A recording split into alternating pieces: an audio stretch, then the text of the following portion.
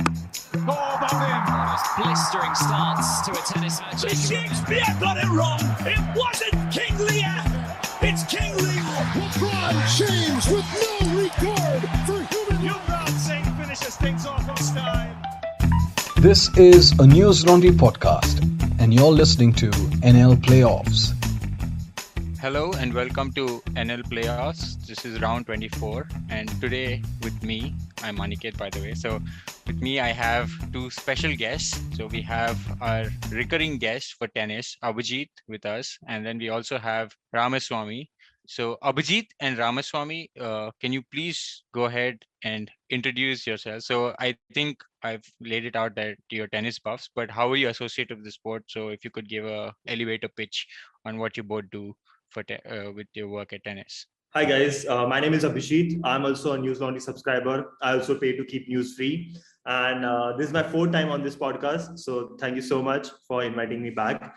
So my background is of actually sports law. I used to work as a legal counsel for a sports rights management company. And from my sports law journey, now I have evolved into sports management and business side of things. And currently I work as a business development manager at this group called PTL Group. And what we do is basically we organize a few tennis leagues, tennis courses, and tennis camps throughout the year.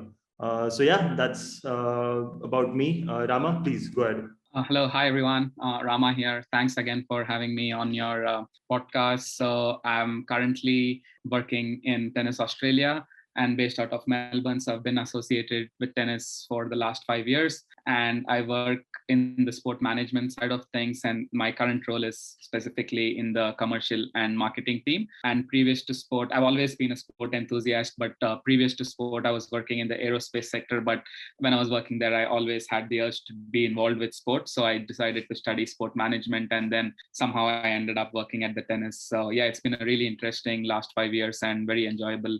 And yeah, that's about me. This is wonderful. So I think we should have you both on a separate call as well, of just to talk about your trajectory. I think it's very interesting to just learn about your journeys, because a lot of people want to be involved with sport in India, but I think it's tough, not from actually doing it, but tough in terms of getting guidance, because there's so far and few people who actually do it. So I'm going to hit you guys upon again later to maybe talk about this. I think it'll be an interesting episode on how to get involved with sports, especially given both of you have such divergent trajectories. So Ram, like me, is also an engineer, and now here he is. So it's an interesting journey, I think. Anyways, that being said, we have my co-host Gautam, who will be joining us later on. So he'll be joining us in middle of this, and you'll certainly hear him start talking. So that's how it's going to go. But let's delve into what we've assembled to talk about, basically, which is the Grand Slam that happens every year and that I most look forward to, which is Wimbledon 2022. So it has just concluded. The women's singles was the single finals was actually won by Elina Rybakina from Kazakhstan. She played, so which was a super interesting game. And then we'll also talk about our, I think, 21st Grand Slam winner, Novak Djokovic, who's now done it 4 times in a row. So he's on par with legends like Roger Federer, Bjorn Borg, and Pete Sampras. So let's delve into this, gentlemen. So what was your take? So let's start with the women's final and then semi-final. So did you have a favorite going in? So there was Ons who was playing, who was my personal favorite. I was kind of putting my money on her. But then we also had Elina, and it was super interesting to see. So what did you guys think? So I'll let Ram go first, and then Abhijit, you can follow. Yeah, no, I think Wimbledon as such, it was, I mean, each Grand Slam is different, but this one in particular was very different to any other Grand Slam, given that it didn't have ranking points, but it was still as significant or more significant than anything else that has ever happened before. And yeah, I think Ons Jabeur was heading into the tournament. She's got such a lovely story and a background, and I think she's just picked up so many new fans on the journey she's come along, and inspiring a whole continent, if not just a country, being the first Arab woman to play in a Grand Slam final. So I think she's picked up a whole lot of fans, and just her personality, but also Elina Rybakina was there very rightfully, and having had a great run beating Halep and various other good top seeds. So it was a very interesting final, and it went 3 sets, and it was close. I think in the end, Rebekina's power came through, and I'm sure Ons Jabeur will definitely have another go. And yeah, I think it was such a lovely story. It's one of my favorite stories from Wimbledon, seeing Ons Jabeur talk, and even her playing her semi-final match against her best friend, where their kids are like barbecuing with Ons Jabeur, and it was such a lovely and wholesome story. So I think we did miss a few stars like Naomi Osaka in Wimbledon, but I think the tournament as such provided such amazing stories on the men's and women's circuit, and then we had like a great final, and there has to be a winner and a loser, and there was obviously the who deserved to win won the match, but it was just a beautiful story as such, I think. So Abhijit, whom did you have a favorite going into this into the semifinals and finals? Not really. To be honest, this year I've been very amazed by two players. That's Iga Swiatek and Ons Jabeur. And I was hoping for them to go deep in the tournament, and they did pretty much. And what a shame that Ons didn't win, because I think she's right there. She's gonna win a slam very soon. But the funniest part of all of this is that the Wimbledon decided to ban the Russians, and the Russian ended up winning the Wimbledon. I know Elena she's representing Kazakhstan now, but isn't that the story everybody's talking about, right? I mean, like what they were supposed to do, the Russian influence, people are still talking about it. And Daniil Medvedev, he's actually the world #1 player in the men's circuit. So there you go. No, it's super interesting you say that, and I want to pick up on one point Ram made of how Ons has picked up fans on our way to this tournament. So I was one of those people. So I think we've discussed this in our prior, is that the women's tournament is typically so open. It's tough to actually bet on one person. There is not one dominating person to pick there. But I was initially thinking it'll be Iga again, Swiatek, who will go all the way through. But then I was lucky enough to actually sit through both the semifinals. So I saw Ons and Tatiana Maria's game, and boy, that was wonderful. So that was such a exciting game. I think the crowd loved it. So you could see the crowd, it was going swinging both ways, and they were just having a blast. And obviously the way Ons won it as well, won that game, and she was so wonderful to Tatiana. It was really pleasing to the eyes. But what was super interesting was I had, after I knew that Simona was playing, I had, to be honest, I had never seen Elena Rybakina play extensively. I'd seen only highlights, and I had my money on Simona. So everywhere I put my money in this tournament is like gone. So I'm glad I don't bet, but nothing worked out. So I thought it will be actually Simona Halep all the way. But when I saw Elena's serve and forehand in person, it was like she had fire. So she was fast, and for the first time I did feel, I don't know, Ram, you should seeing it in TV was one thing, but actually seeing the forehand swish by in real was something totally different. I had a very meta experience. I was thinking I was watching myself in third person, so it was super interesting.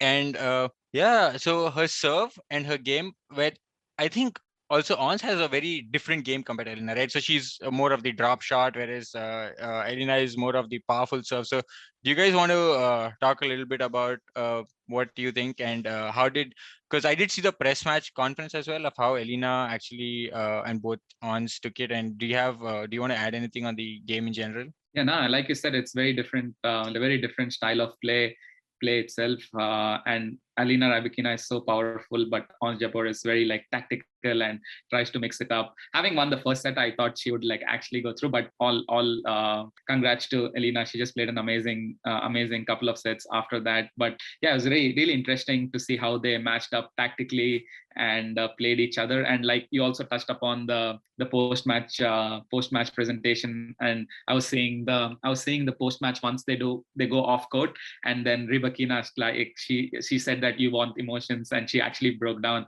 That was like a really beautiful moment. And I also saw Ons Jabeur showed her phone's wallpaper where she was having the photo of the actual winner's title, and she said sometime I might get this too. So it's just such a nice story. I think the women's side, it's very unexpected. Like you said, it's an open draw, but given Iga Swiatek has been so dominant in the clay and the hard courts in America, everyone thought she'd go through. But then Alice Cornet played an unbelievable game to beat her, just hit her out of the court that day. But it was a really, really wonderful story in the end in the women's side.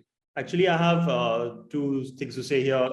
When I look at my favorite moments from this Wimbledon, there are two. One is when Federer came on the center court and everybody went mad. That clip went viral. And the second one is when after this Ons Jabeur and Maria's match, the embrace they had at the net. I think that was a very beautiful moment. So those two moments are very, they were kind of special from this tournament. And I just feel a little bad for Elena. Like, of course, she's a Wimbledon champion, but I just realized the first time I had heard about her was at last year's Tokyo Olympics, where I think she finished fourth or something. But that's the first time I saw her like doing really well, going deep in the tournament. And that tournament did not offer any ranking points. 1 year later, we are at Wimbledon again. She's a champion here. And again, she does not get any ranking points because, well, Wimbledon decided to do so. So yeah, what an amazing player. It's just a shame that two of her best career performance didn't matter when it comes to rankings. So I'm going to ask you both a question, right? So for some of the listeners who are not aware, why is this ranking points important for any tournament, and what's different with this time's Wimbledon? If you could just elaborate and let us know.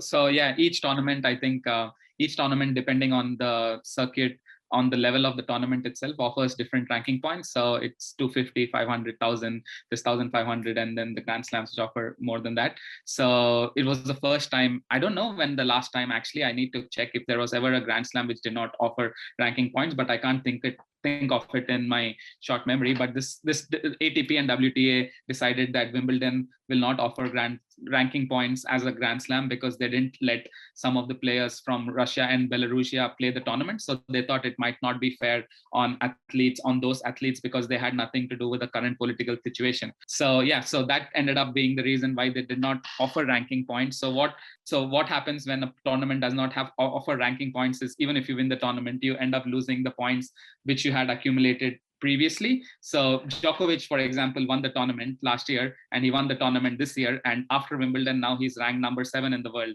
which is unbelievable and something which you cannot actually make sense of. So that's why it makes a difference, because this Wimbledon did not have any ranking points. So he just lost, he couldn't accumulate the points which was gained previous season. So it makes a huge difference, especially if you've had a good result previously in that tournament. So that's when ranking points contribute significantly to your ranking to go up or maintain the ranking. So it's just a very funny tournament, like we spoke about, that Djokovic just won his 21st Grand Slam and now he's ranked number 7 in the world, which was released yesterday. So yeah. So yeah, the rankings, the most important part of this rankings are important so that a player can enter a tournament for the entries basically and for seed purposes.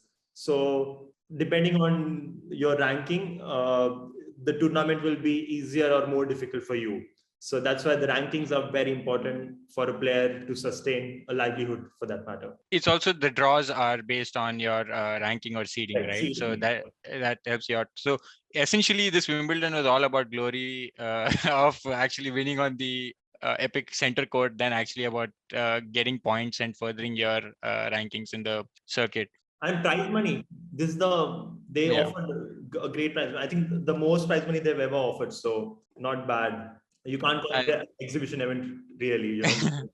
Yeah, for sure. And I mean, say what you want. After being at Wimbledon, just witnessing the atmosphere, I think it is a big deal. If Wimbledon had nothing to offer by itself, I think winning there is itself a significant thing. Because I think Pete Sampras called it the cathedral of tennis, if I'm not wrong. So it was pretty, great. With that being said, so one thing I did want to talk about was, again, Elena being down in the first set. And one thing that was common between the two finals were, I think, the mental fortitude of both the players who actually won. And I think this is a very good segue into Djokovic, because when I saw, so let's set the field right. So the semifinals was between Djokovic and Norrie, who was a British local lad and who again won his first set. And then Djokovic had a comeback. But what was more interesting in the quarterfinals that I was watching, so Djokovic came down 2-0. Throughout this tournament, it seems like Djokovic has a comeback story written everywhere, and it followed even in the final. Because Kyrgios had got a walkover with Nadal, because Nadal obviously had this abdominal injury. So I thought Djokovic was the favorite, But it was pleasantly surprising to see how Kyrgios showed up on the court, at least for the first set. The way he served, the way he dominated. I think I'd let you both go of what you thought about that. Let's break this down set wise. What you thought about that first set, and how did it? What was your understanding of the game? What was happening there? I think So it was one of the most entertaining finals I have seen over a really long time. Like, if it had, in Australia they called it the villain of Australia versus Australia's anti-hero, because that's how they depict both the people here. So it was, for me, it was amazing to see the final. And like you said, Djokovic has over for the quarterfinal, semi-final, and final, he's been a little slow off the block. Djokovic, especially the Sinner match, I think that was an amazing match. I think that was my favorite match from the tournament. It was just an unbelievable match. And yeah, but then first set, I think Kyrgios was so composed. His serve, he was serving really, really high percentages, and Djokovic took a bit of time to actually. Djokovic is the best returner, we all know, but I think even he was not able to read Kyrgios's serve as well in the first set, and he didn't give many points away. And Djokovic was a little slow to start off, but then I think Kyrgios was also, like you said, very, very composed. He didn't. You could see him very focused in the first set, and then I actually think he played really, really well the whole match. I think Djokovic just stepped up. I think this is the best I've seen Kyrgios play and lose. If it would have been anyone else, I think it would have, even the Djokovic match, it could have honestly gone 5 set. It came down to the tiebreaker in the fourth set, but I know Kyrgios started getting distracted in the second and third and fourth set. But actually, I think his level of tennis was really, really good. Maybe as good as the first set, but I think Djokovic just picked up and he was in his zone, and you could see how much of mental strength he has to come back in a Grand Slam final. He's done it before. He lost a couple of sets in the French Open last year against Tsitsipas. So he's been there before, and that experience, I think, eventually came through. But it was one of the most entertaining finals, and the best post-final on-court press conference I've seen. Abhijit, you can basically, Ram gave us his take about how the best. It was one of the best, great final, and so did you hear that part? So Yeah. it was So your take on what you thought about the first set in general, and then the final game. Yeah, the first set, of course, Nick, obviously he stepped up and he won the first set. And I remember when the fourth set was on, when it was going to the tiebreaker, I thought Nick can still take it from here.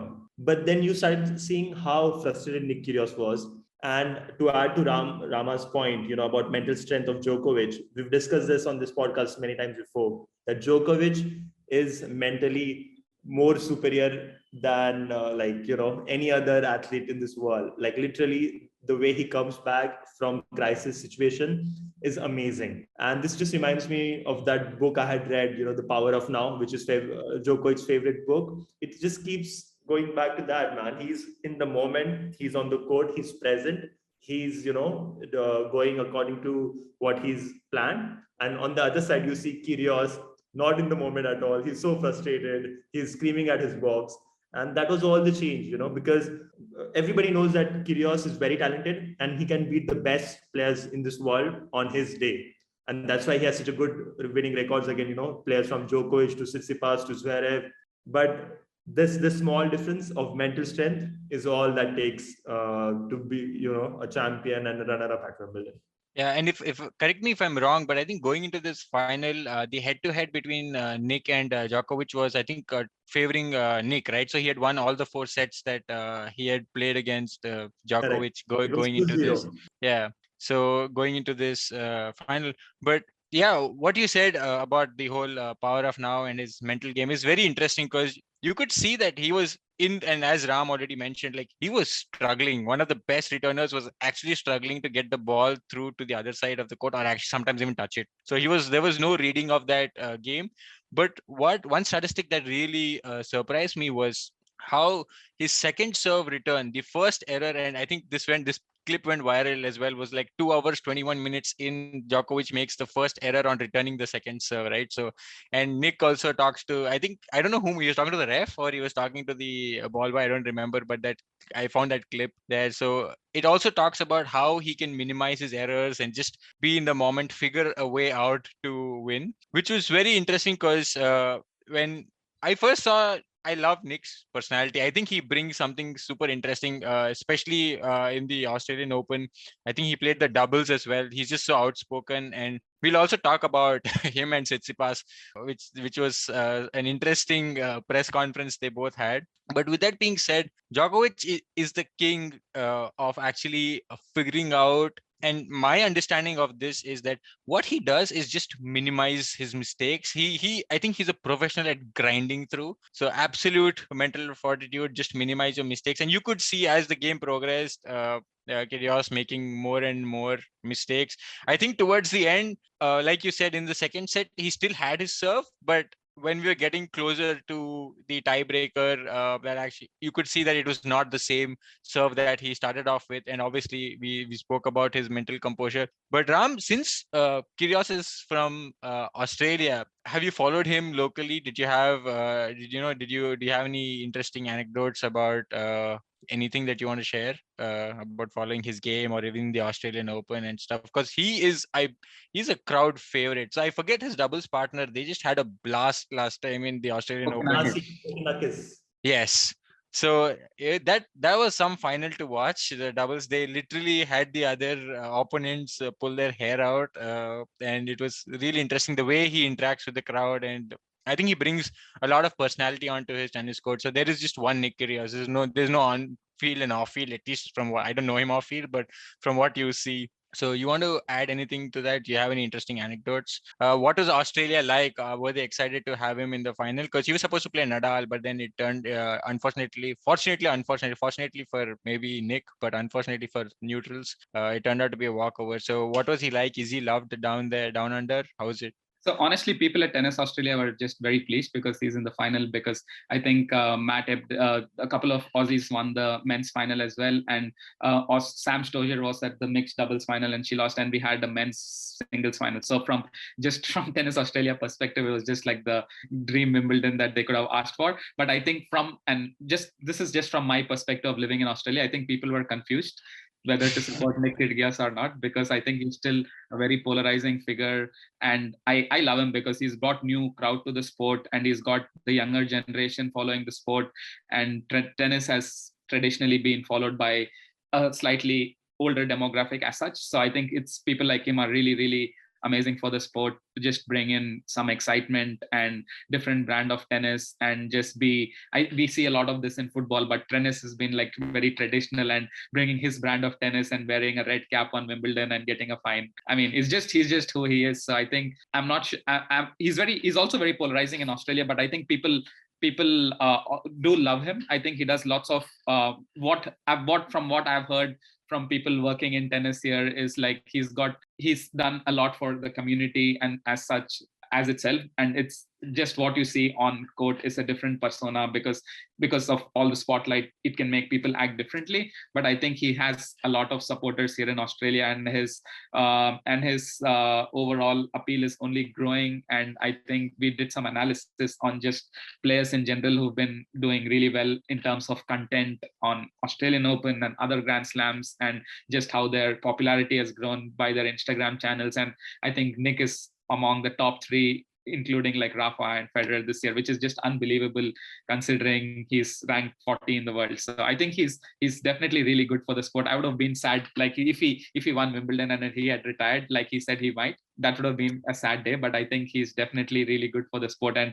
if he can keep his composure, like Djokovic said, we might even see him in the second week of many more Grand Slams going forward. Yeah, and it's interesting you say that because I think it's first time after Leighton Hewitt in 2001 that you had an Australian out there ready to win men's singles Grand Slam again. So yeah, that was pretty interesting. With that being said, so again, his on court, I don't want to use the word antics, but his personality on court, like you said, can be very polarizing, right? If you're on the other side of the court, you'll either love him or just hate him, or you can also be annoyed with him. And similarly, I think we saw the whole saga with Tsitsipas, where I think Tsitsipas called him a bully, and then Nick says, I'm not saying the exact words, but I'm paraphrasing, but something like that's not bullying. He doesn't know what bullying is. So something along those lines. And did you have anything to add to that game? Because just to give context to the listeners, so there were a couple of underarm serves that Nick would occasionally throw in. I think one Tsitsipas missed. I think Djokovic was alert enough to pick one of those up, but Tsitsipas, I think second one, he slammed it into the audience. And then there was a lot of body shots that Tsitsipas played. He did himself no favors, by the way. You could clearly see the way Tsitsipas was playing. He had lost mental equilibrium, I think. He was unnecessarily aggressive, hitting balls into the crowd. And even though people would say that Nick seemed to be the villain there, but I think Tsitsipas did himself no favors by acting the way he did, because eventually it turned out he was a bad guy finally. And I think what he did was wrong. So I wanted your perspective just from how you're involved in tennis, because tennis is called the gentleman's game, right? So there's no noise. It's like when you're on court, it's like silence, please, thank you. So it is such I think a gentlemanly sport. What was your take on this whole issue with Tsitsipas, Kyrgios? Abhijit, you go first. Sure. So actually, I like all this. I mean, we always say, tennis is a gentleman's sport, and of course, Federer, Nadal, Djokovic, they've represented the sport really well, even on the women's side. Now, of course, since last year, Djokovic is, his image is a bit divided now because of his vaccine stances. But in general, I think tennis needs more personalities. Any sport, for it to sustain and to be to keep it itself entertained, I think you need different personalities, and that's what someone like Stefanos Tsitsipas does and Nick Kyrgios does. So. First of all, it's great to see, and it's not really too bad. It's not like they're being violent and they're committing crimes or something. It's a lot of banter, and sometimes it can come up in the way of the sport itself. But it's okay. I think they get too much, slack, too much shit for this, and we should cut them some slack. It's okay. I mean, this happens in NBA all the time. If you go on a football field, people will hear, much worse things. So it is okay, man. I mean, and so yeah, that's my take on it. Rama, do you have anything to say? No, like you said, I think it's really good for the sport when there's slight bit of spice in it. And I mean, Tsitsipas has also had his share of controversies regarding bathroom breaks and coaching. So he's had his share of incidents which have happened in the past, and when it came up against someone like Nick Kyrgios, I think that's the difference between a Tsitsipas and like a Djokovic or someone who didn't let such things affect him, and then Tsitsipas he just got the better of Tsitsipas mentally, and then he couldn't play his A game, and then that's the small difference between like someone who's won 21 Grand Slams and then someone who's equally as talented but gets irritated or annoyed by a player and then loses focus on their own game. But I think it's amazing for like tennis in general. Even the press conference, I think it went even on social media, honestly. Like they were posting stories on like, I forgive people who are only good to me or something like that. It was just interesting that it went to like a whole personal level. But as long as it's good for like the sport and as it's people are watching the sport and no harm is done, so I think it's not too bad. So I actually had a follow-up question with this on you, and me and Gautam were talking about this in our previous episodes as well. So there are some, for example, like you said, there's basketball, there's football where, there's crowd interaction, people shouting at each other. There's a lot of they're physical sports. But since both of you are involved in tennis, do you have any thoughts on, and I like what you said, because tennis is changing, right? It is not the same old sport where you only clap after a point and it's left. So there is more personalities coming in. But do you have thoughts on, since you're on the ground in tennis, why is tennis so different in terms of these sports in general? Like I'll let Abhijit go and then Ram can add something. So I think it's because of the margin of errors with your strokes. Like for example, in tennis, when you do the serve and you hit the ball and when you go for your shots, you actually have to believe that you're going to do it, and you need to have that kind of focus. And that's why I call tennis such a mental sport also, because unless you haven't played tennis, you really don't know. It's not like table tennis or badminton, that the beginning strokes are easy. Tennis actually needs a different set of muscle memory, and you need to practice your strokes. And when you're on the court, it's a mixture of both, physical and mental game, that you need to be focused. And if someone at the back, if there's a noise or there's some chaos, your ball won't go across that diagonal space, because it's about the margins of error with your strokes. That's my understanding. But yeah, Rama, do you have anything to say about that? I think I find it very different and very interesting as compared to some of the other popular sports, is because like while there are other individual sport, tennis is, I mean, way more popular than some of the other sports where people go one-on-one. So I think as so many people are watching, you just have yourself. So that makes it, even you don't have your teammates to rely on. So I think that's where like tennis is so much a mental game, which focuses more on a person's mentality, because he has to figure things out on his own, come out of issues. There's no coaching. You're not allowed to currently you're not allowed to, but it might change. But I think for now, I think that's what makes tennis unique and different as compared to some of the other popular sports. And also because I think and it's also very intimate. I think Aniket, you went to Wimbledon, you would have seen the crowd is right next to you. Some of the other sports, it's not that.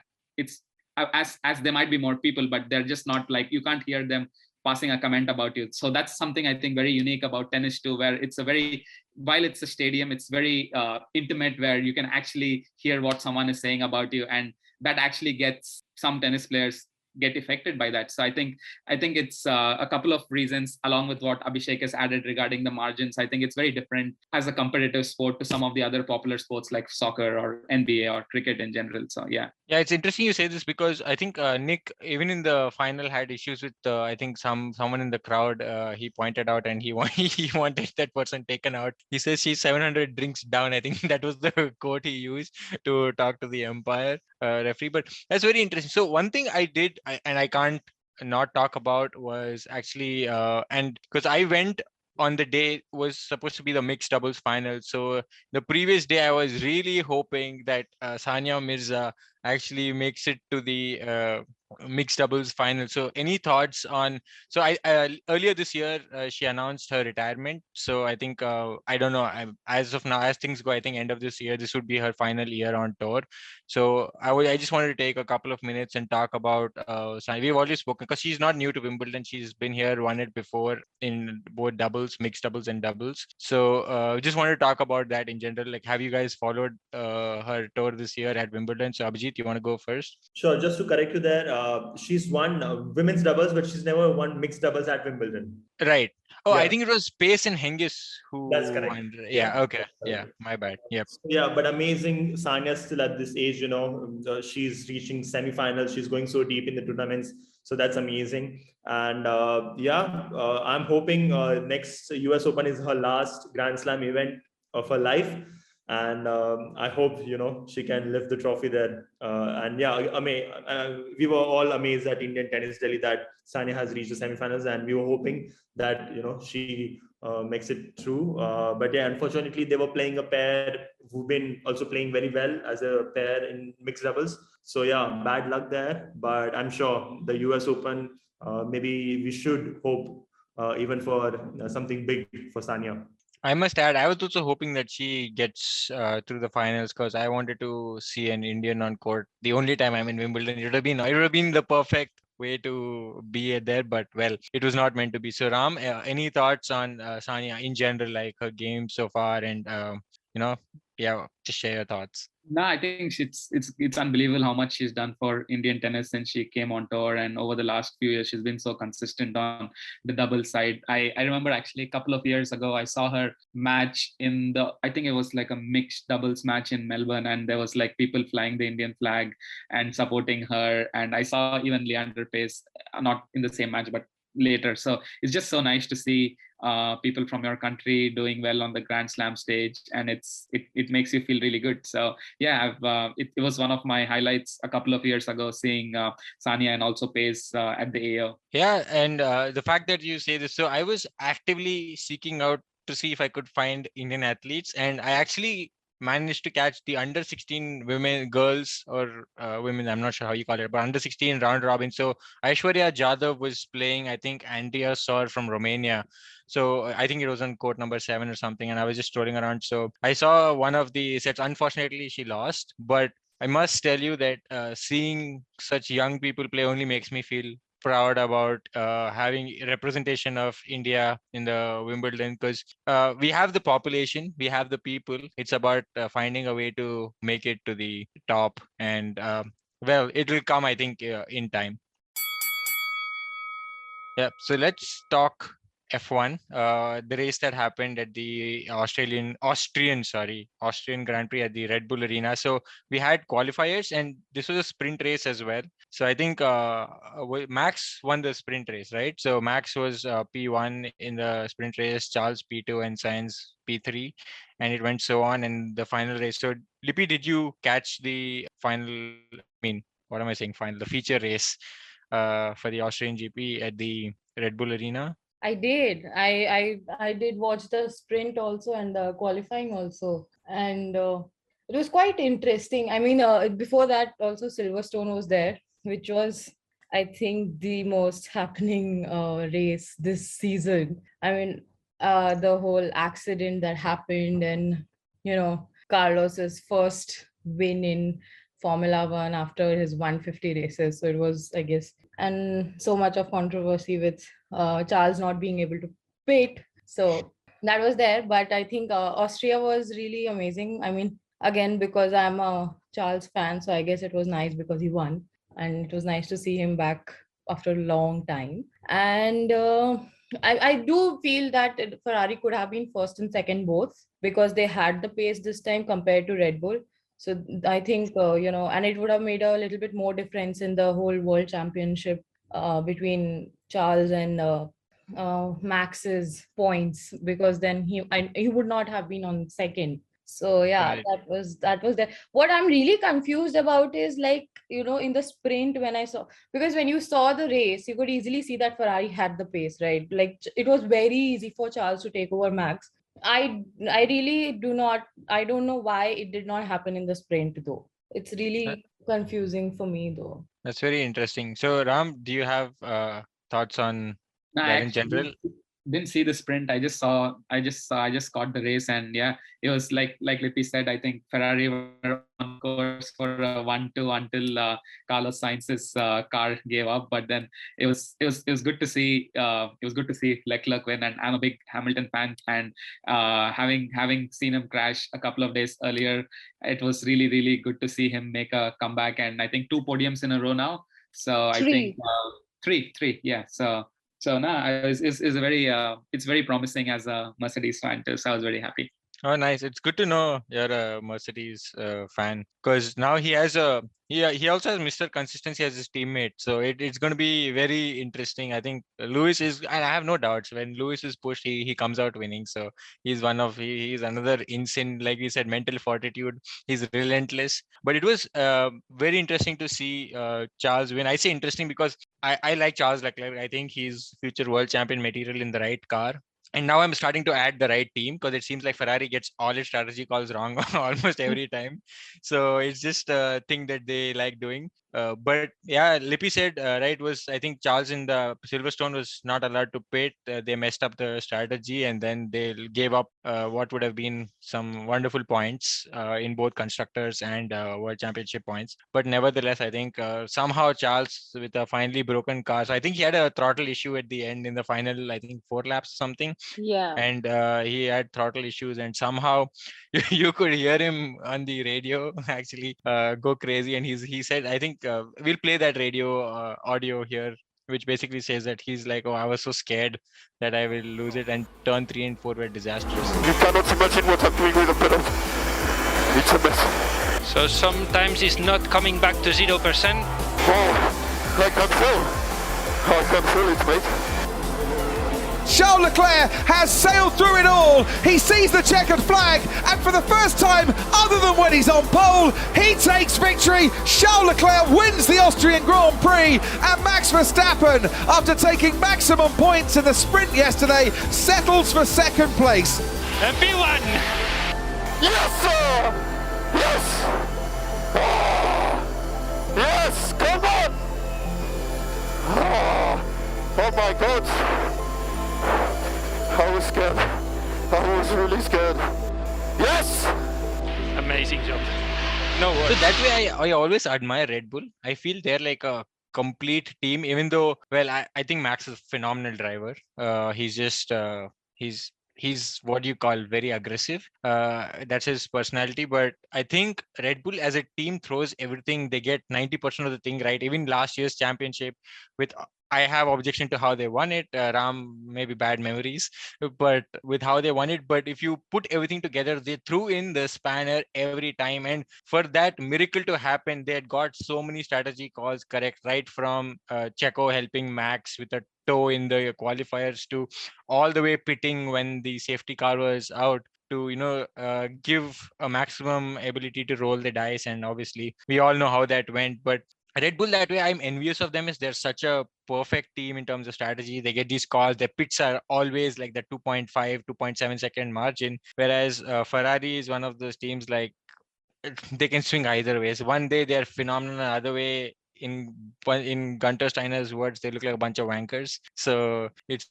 like it swings every way.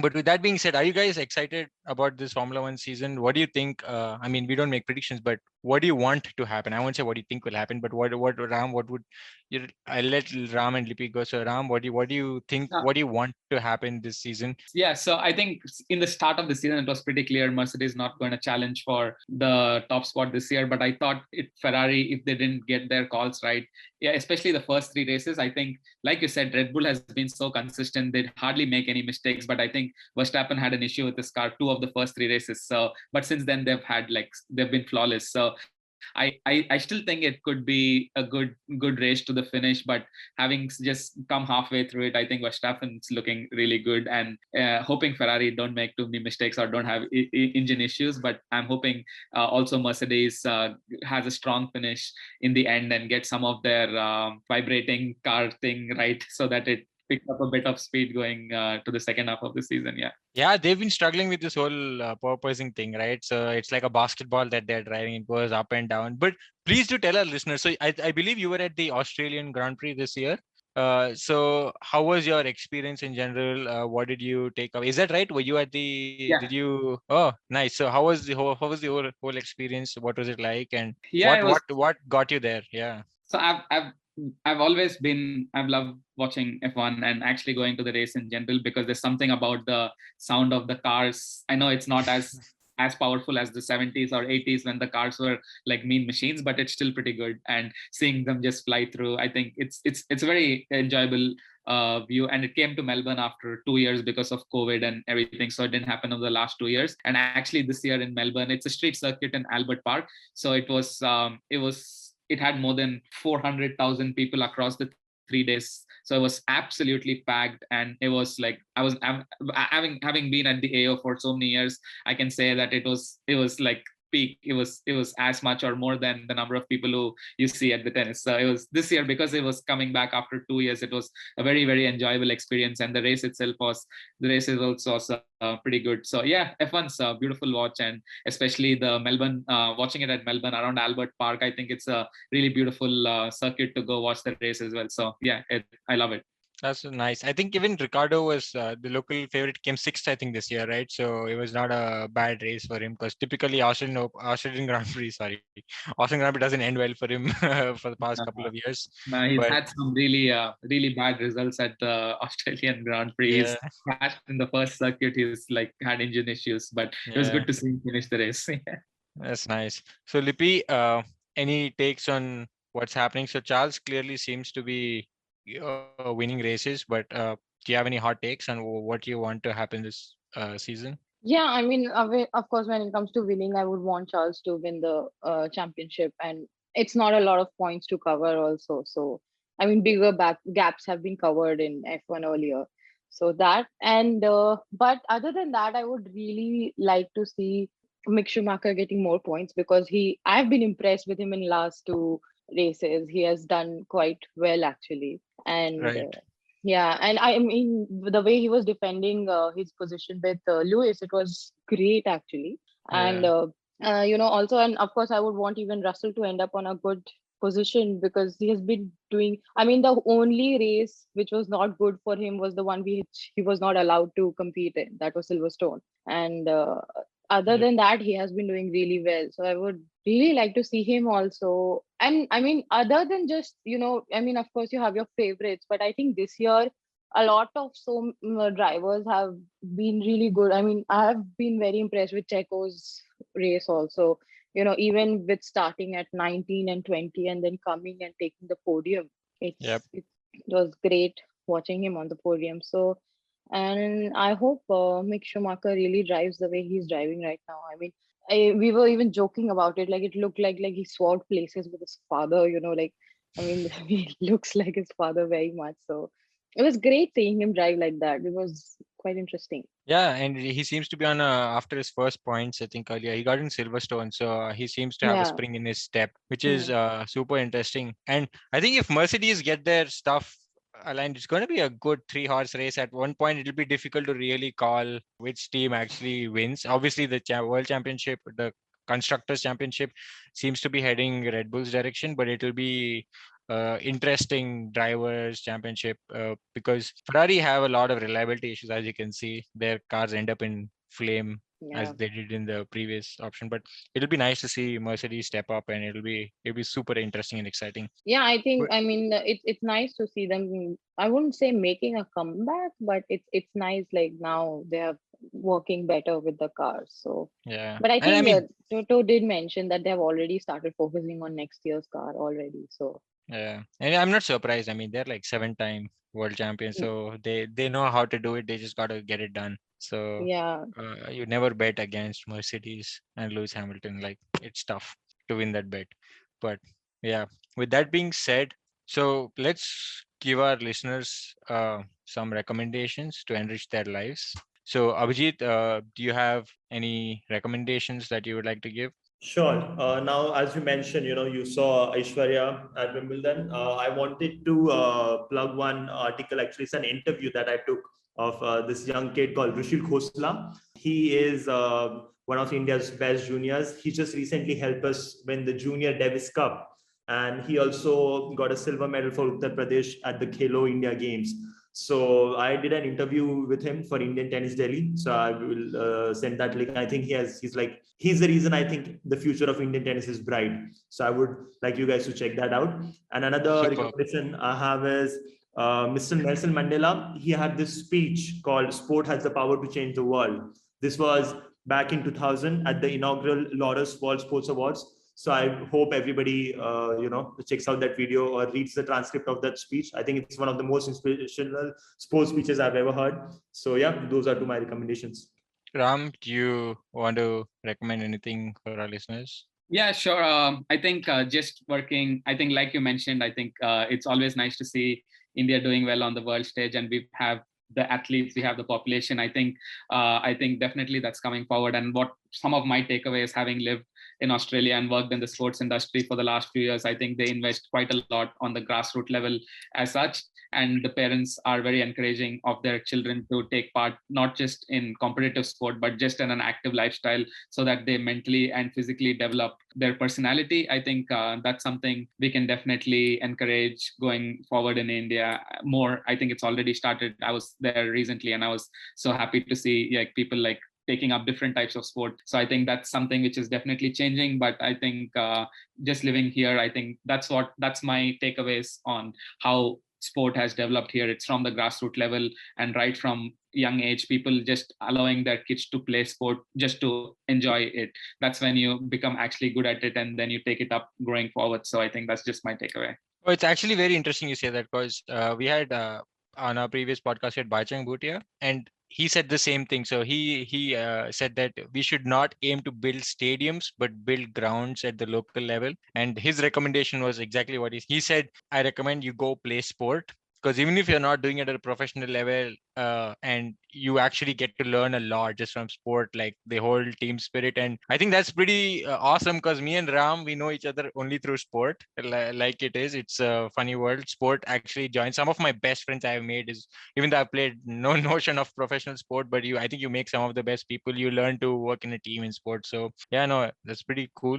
My recommendation would be one, go watch compilation of some of the best shots in Wimbledon 2022. I think that always brings a lot of joy to me. But there's a book that I'm reading, so it's called Wenger, and it's Lives and Lessons of Arsene Wenger in red and white. So it's the Arsenal's legendary 22-year manager, and it's his story. So I've not obviously gone through the full book, but I'm somewhere halfway. And even at the half point, I feel it's good enough to recommend because there are some interesting facets of his life that you can learn from. So those are my 2 recommendations. But before we sign off, I want to say, I want to request the readers and listeners to pay to keep news free. So News Laundry is a subscriber driven platform, and if the subscribers pay, the subscribers are served. So otherwise, if the advertisers are paid, the advertisers are served. So we recommend you to subscribe to independent media in general. Keep democracy thriving, because news is to bring your problems, issues, and glory to the forefront, and that's only done by a free and independent media. So with that being said, I think we can conclude our podcast. I just realized that we finished without Gautam being here. So it's interesting. But Lippy, can we'll maybe leave the listeners with a voiceover of Djokovic winning the final point, Wimbledon, and then we can call it off. So yeah, that's our podcast for today.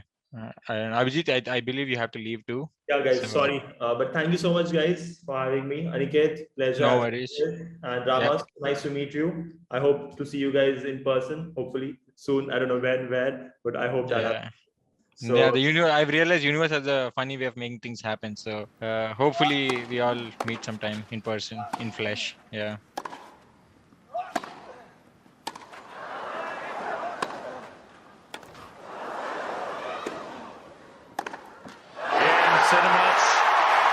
A 7th Wimbledon, a 21st Grand Slam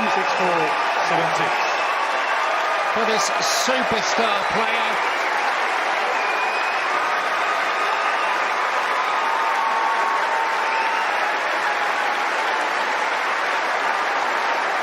You wouldn't say it was been his easiest year.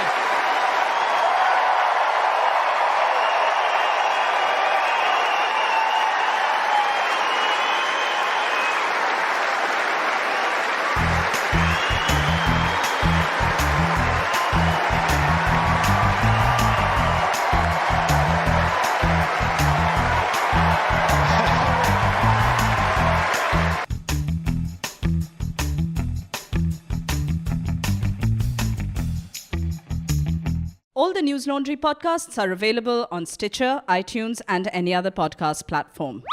Please subscribe to News Laundry. Help us keep news independent. To catch all our podcasts on news, pop culture, current affairs, and sport, visit newslaundry.com. Follow us on Facebook, Twitter, and Instagram, and subscribe to our YouTube channel. The subscription model is something that keeps News Laundry afloat, but we need hundreds of thousands of people to completely transform the news ecosystem. So you pay for news, so it serves you. So click on the link with this video, subscribe to News Laundry and pay to keep news free, और गर्व से कहो मेरे खर्च पर आज़ाद है खबरें.